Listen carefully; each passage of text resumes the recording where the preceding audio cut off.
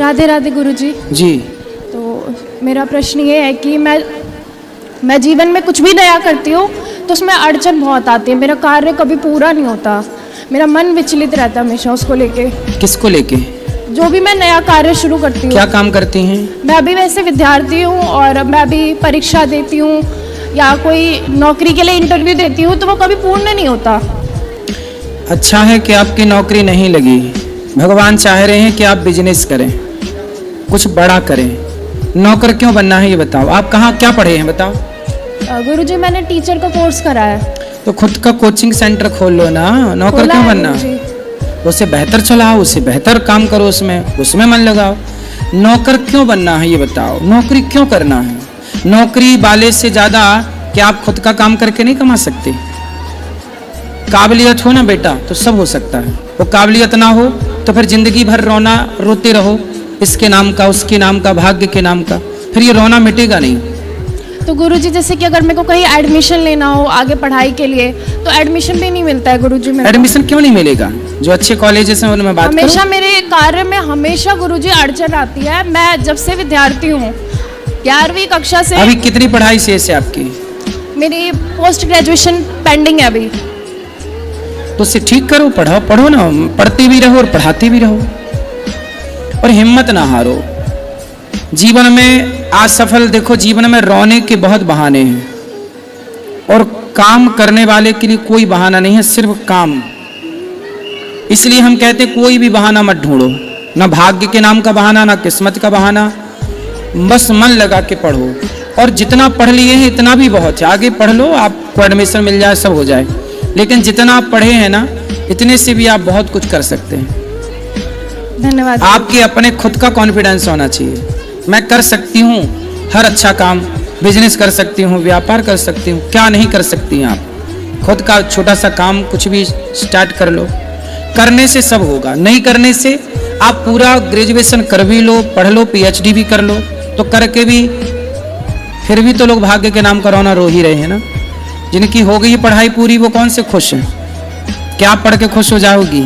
ये संसार की आज की पढ़ाई खुशी दे ही नहीं रही है। कोई भी बच्चा ना पढ़ लेने के बाद भी खुश नहीं है और ना पढ़ा हो तो भी खुश नहीं है। संसार की पढ़ाई केवल दुख दे रही है। इसलिए कहते पहले की पढ़ाई अच्छी थी, जो व्यक्ति को खुशियां देती थी। व्यक्ति पढ़ता ही इसलिए था खुश होने के लिए, आज पढ़ करके दुखी होता है।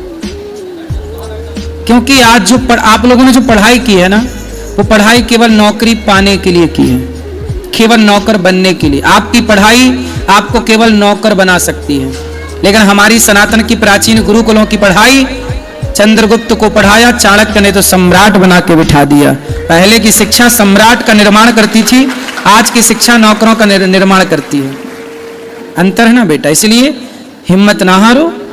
पहले के लोग अनपढ़ होकर भी इतने परेशान नहीं थे जितने आजकल पढ़ लिख के लोग परेशान हैं।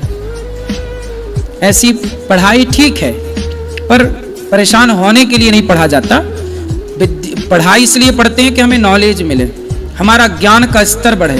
ये थोड़ी कि हम पढ़ लिख के रो रहे हैं कि जी काम नहीं मिल रहा, 20,000 की नौकरी नहीं मिल रही, 50,000 की नौकरी नहीं मिल रही। पढ़ लिख के भी यदि रोना हुआ तो वो तो अनपढ़ अच्छा था कि अनपढ़ होके रो रहा है, क्योंकि पढ़ लिख के भी तो आगे चल के रोनी है। इसलिए पढ़ाई कर चाहिए बिल्कुल नहीं है कि आप रोएं, पढ़ाई कर चाहिए कि सेल्फ डिपेंड बने, आत्मनिर्भर बने। ठीक है, धन्यवाद गुरुजी। जी राधे राधे गुरुजी। जी मैंने आपके लिए कार्ड बनाया है, इसे स्वीकार करिए।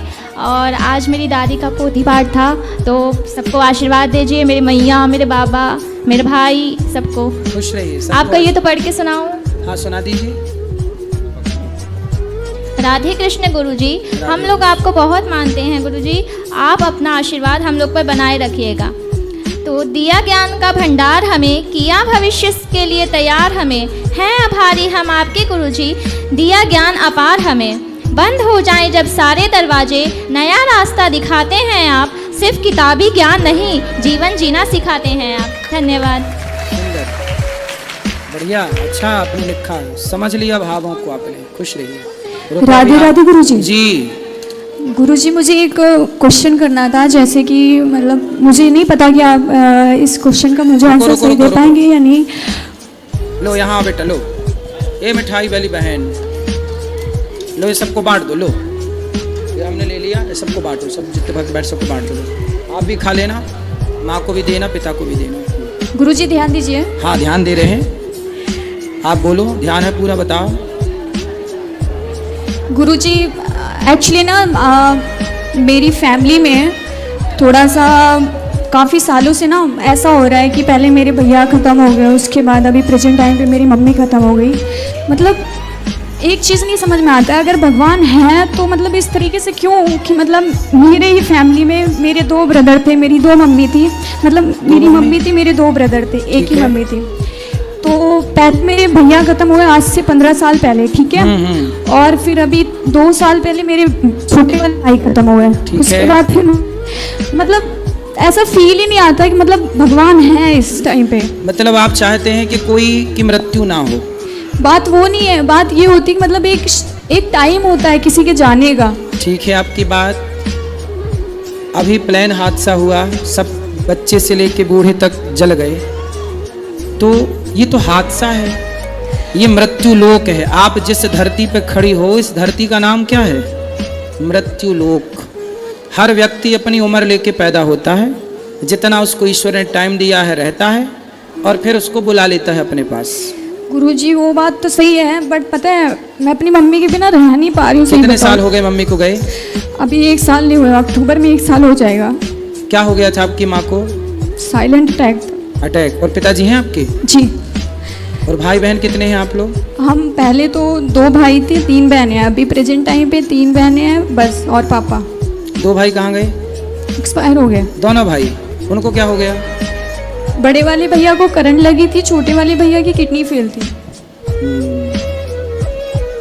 सही है, दुख का पहाड़ है ये। माँ भी चली गई, भाई भी चला गया, पिता क्या करते हैं? कुछ नहीं, अभी करीब 1 साल पहले उनका भी एक्सीडेंट हुआ था, तो उस टाइम पे उनको थोड़ा सा मेजर था, तो इसकी वजह से उनके पैर में दिक्कत है, तो चल नहीं पाते। पहले उनका बिजनेस था, अभी नहीं है।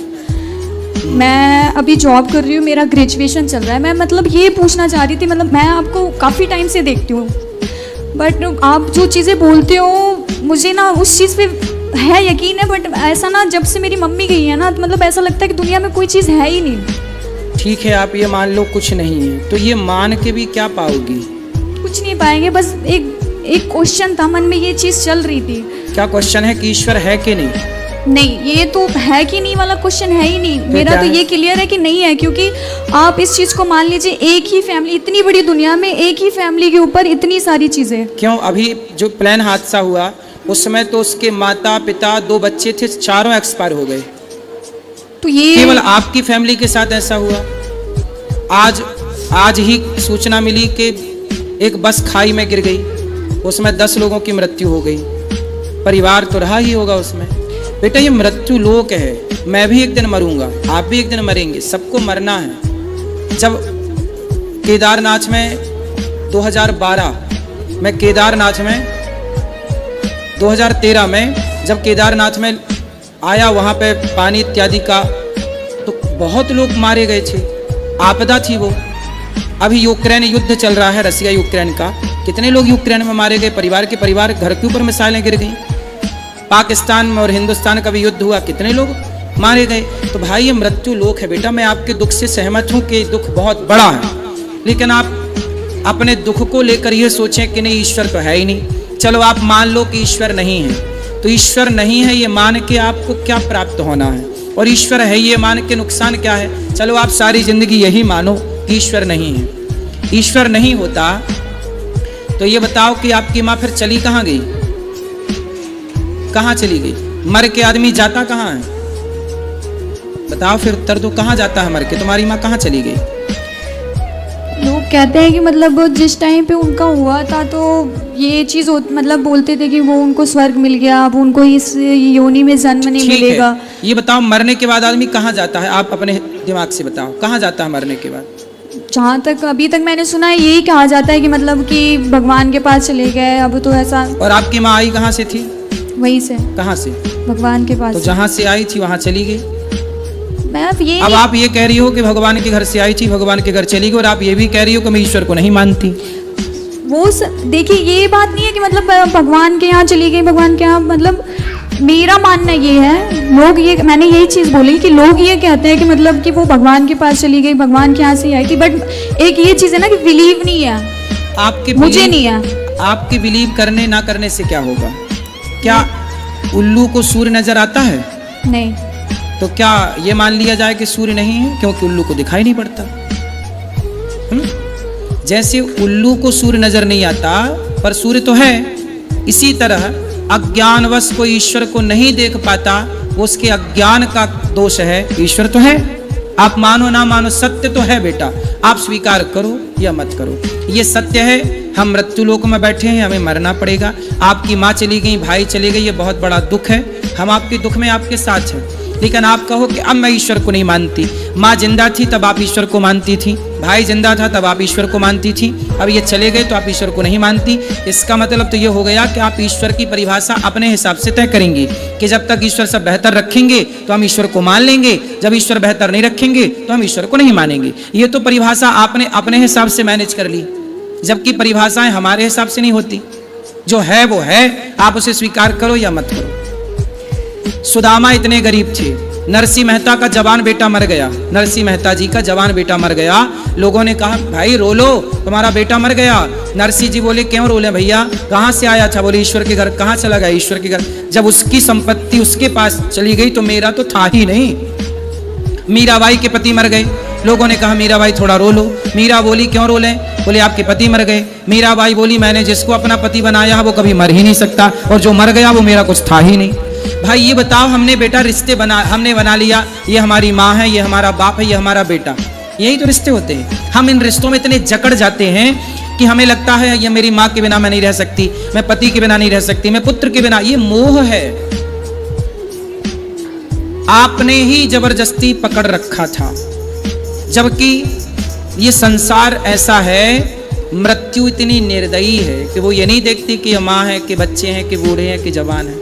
इसलिए बेटा हमें रहना तो संसार में ही है, इसलिए संसार के नियमों का उल्लंघन नहीं कर सकते। संसार में नियम ये है कि ये सृष्टि चल रही है। आपने घड़ी पहनी है तो उसे किसी ने बनाया होगा तब तो आपने पहनी, कोई बनाने वाला होता ही नहीं तो आप घड़ी कैसे पहनती?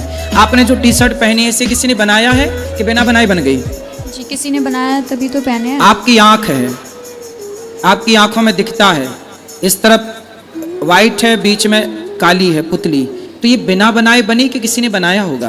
नहीं बनाया है तभी तो। फिर तो जिसने बनाया है आपको वो कौन है? आप भी तो बिना बनाए नहीं बन सकती थी ना, आपको किसने बनाया है बताओ?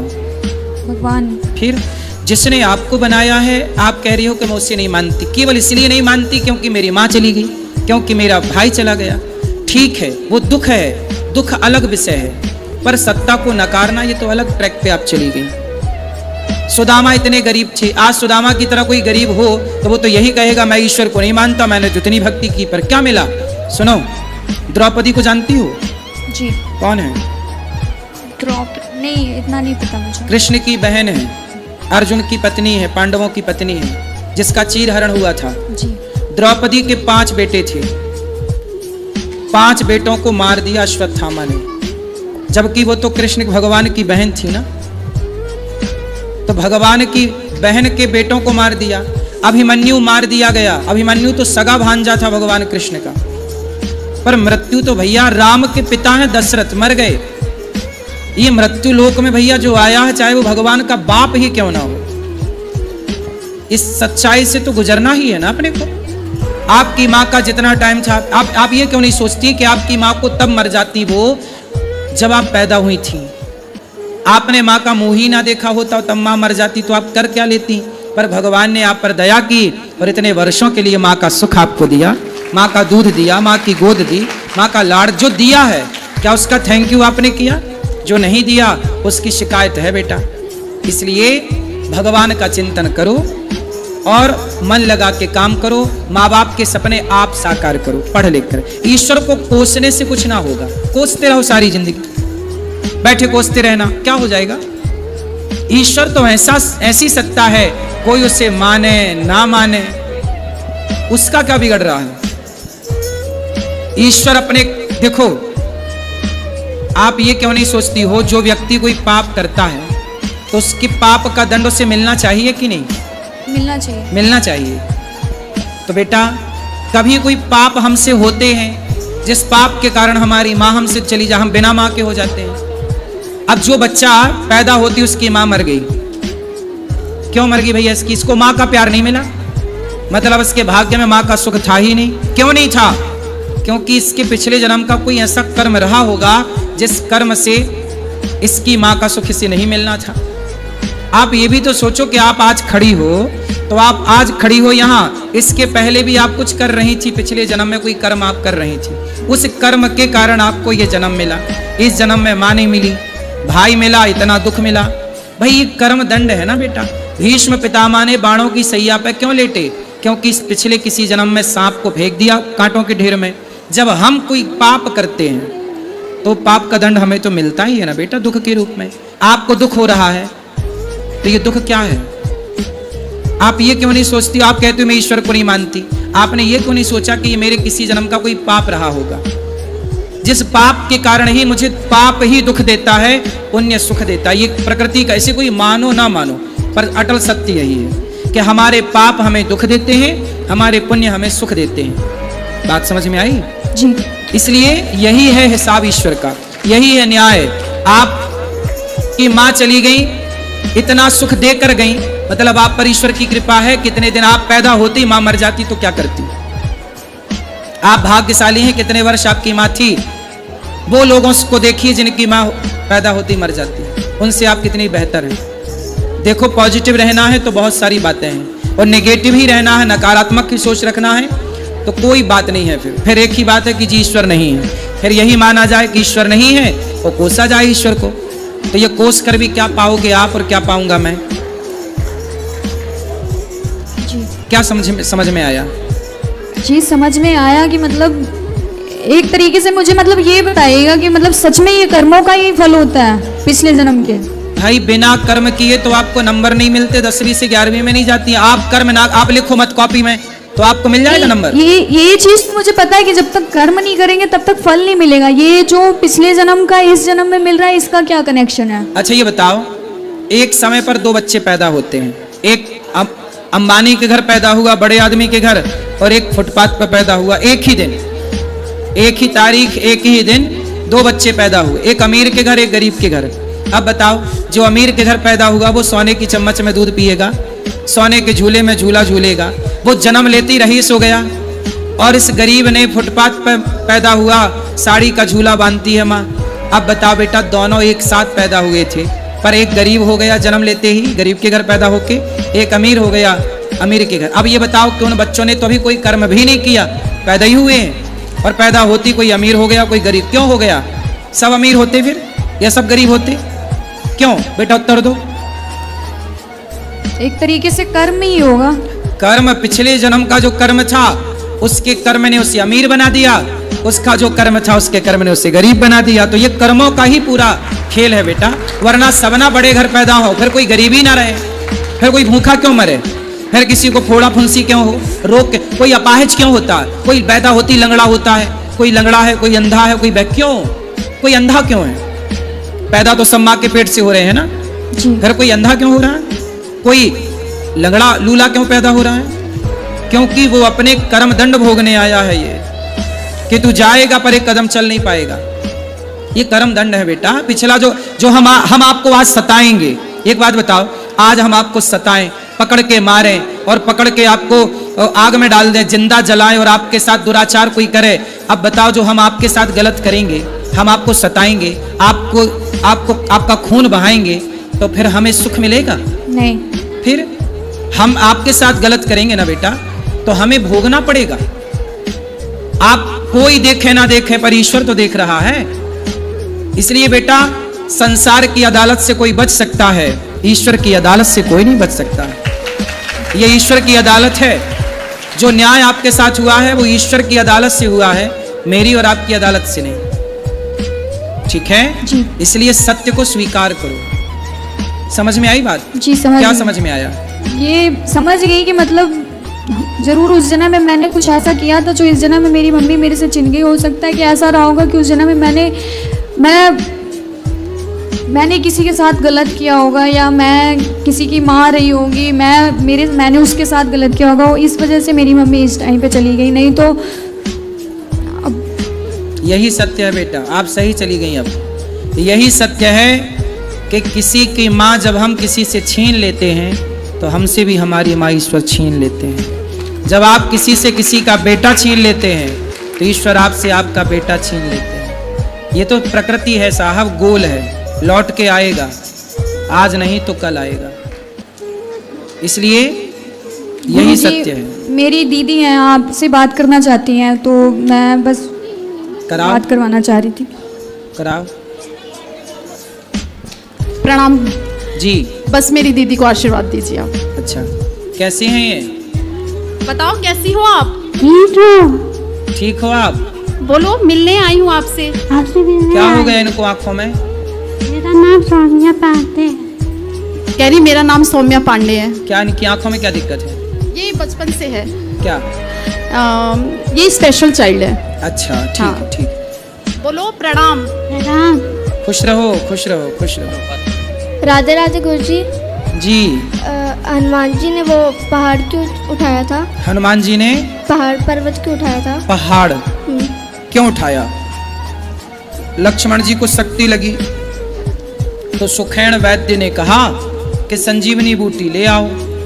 अब संजीवनी बूटी हनुमान जी लेने तो गए, पर हनुमान जी को पता ही नहीं चला कि इनमें से कौन सी संजीवनी है। तो पूरा पहाड़ ले आए कि भैया वैद्य जी जो उनको अच्छी लगेगी वो निकाल लेंगे, क्योंकि हम एक बार वापस आ गए फिर बोले कि नहीं ये वाली नहीं है तो जाने आने में बड़ा टाइम, तब तक लक्ष्मण जी के प्राण संकट में जा सकते थे। तो हनुमान जी पूरा पहाड़ ले आए। धन्यवाद गुरु।